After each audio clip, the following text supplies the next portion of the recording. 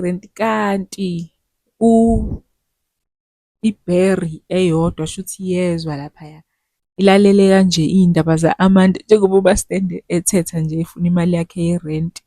Shuthi-ke ijabule ukuthi hhayi nayi i-angle engizomngena ngayo ngoba kuyacaca ukuthi uyayidinga imali.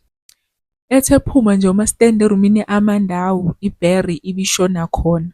Hhayi mfethu-ke afike-ke azomkhonvinsa ukuthi nje uzomsiza athole imali warawara warawara. Eyi-ke mfethu-ke ngoba phela u-desperate ulo Amanda uzothini, agcine evumile-ke mfethu naye-ke shuthi-ke agcine evumile-ke shuthi-ke naye-ke hhayi shuthi naye kusezoba iBerry naye. Ahambe-ke iBerry ibuye isimphathele ama-outfits mama.